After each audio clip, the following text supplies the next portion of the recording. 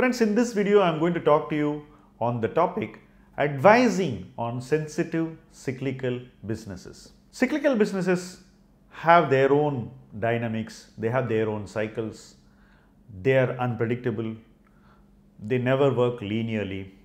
So, even as an investor, investing in a cyclical business requires a certain bent of mind, patience, ability to wait, and ability to invest more when valuations go lower. This calls for a lot of discipline, conviction, and consistency. Investors over the last decade have almost come to the belief that it is a futile exercise to invest in cyclical business. So the markets have got very polarized and concentrated in businesses which are not cyclical.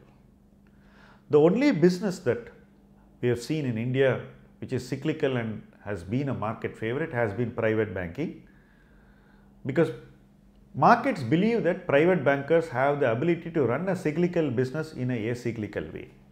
We can debate this belief, but let's accept it as a reality. This belief has led to the index having 40% weightage in cyclicals, largely contributed by private financials. On the contrary, other cyclical businesses have suffered, have been almost treated like market untouchables, and over a period of time begun to trade at a lower valuation than their historic multiples. But yet, large institutional interest still evades cyclical businesses. Over the last 6 months, we have seen commodity prices rising against all expectations and odds.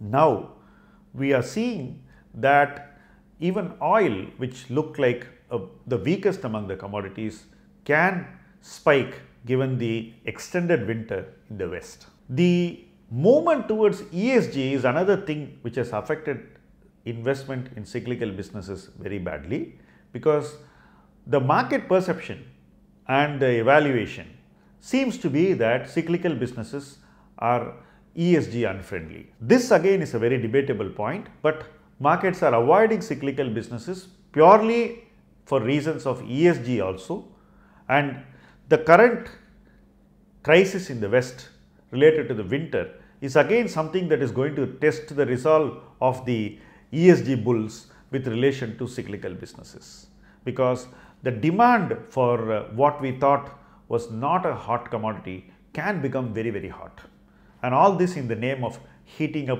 the very societies which have shunned these businesses. That is something that is open to interpretation, but cyclical businesses have really had a rough time, and even now it's not clear how much they will come back. But on a best case basis, or even if this doesn't last too long, one can assume that cyclical businesses can at least trade close to their replacement value, which is still higher, significantly above what these valuations prevail at the moment. So in that sense, I think that markets will show less intolerance towards cyclical businesses, while it's still open to debate as to how much affection or affinity will develop towards these businesses. Over the next couple of quarters, we should see the markets buy more and more of commodity stocks, and that should reverse this disaffection and all allergy that we are seeing towards cyclical stocks. Institutional investors will find it difficult to move away from where they stand today, so they will probably be the last to get in, but it's open to individual investors to make use of this opportunity and buy some of these cyclical stocks which they believe will do well with visibility of operating leverage. Advising on cyclical stocks has been nothing short of a nightmare, because investors tend to believe that advisors are wrong when cyclicals are down, and at the same breath they believe that they are right when they buy the very cyclical stocks themselves. This is not a good situation for advisors, but advisory alpha can be created in cyclical stocks. They are there for the grabs, and advisors who are able to convince their clients, who share the rapport with clients where the ideas are accepted, will be able to provide significant investment alpha even in cyclical stocks. So these are interesting times both for investors and advisors in cyclicals. It is up to us to apply ourselves towards this opportunity, and those who applied themselves already should show patience to harvest the maximum out of their investments. These are very interesting times. These are very interesting opportunities, but we must not miss them.